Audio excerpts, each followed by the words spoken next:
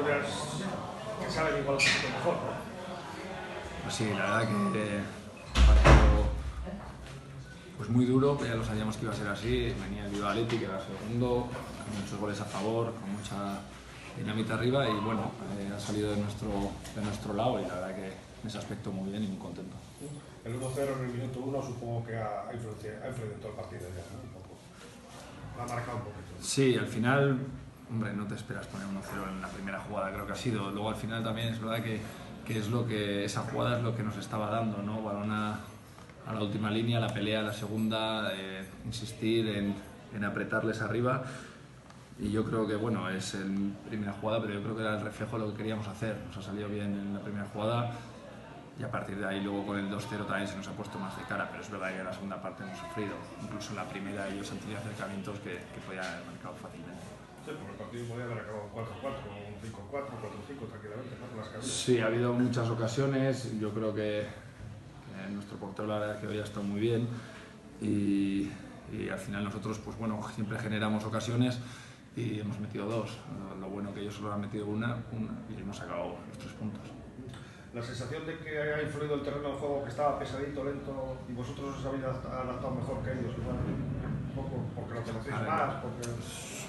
Puede ser, pero al final nosotros jugamos, independientemente del terreno de juego, jugamos igual, intentamos darle mucho ritmo, intensidad, ganar todas las disputas y las segundas jugadas y crear ocasiones, ¿no? Con ese tipo de segundos balones. Está claro que el terreno de juego estaba mal para los dos, pero bueno, al final ellos también, creo que también en la primera parte han optado por un cambio de sistema diferente, pues debido al terreno de juego, a nuestra forma de jugar y bueno, al final, pues ya te digo, ha sido un partido que ganamos 2-1, como tú bien dices, ha habido muchas ocasiones para los dos. Por 41 puntos, ¿se duerme ya más tranquilo? Mucho más, está claro que sí, que era un partido muy importante, pues por lo que había comentado, al final 41 puntos a falta de 11 jornadas, pues es para disfrutarlo, para estar orgulloso del equipo y por supuesto para seguir, porque aún quedan puntos por jugar.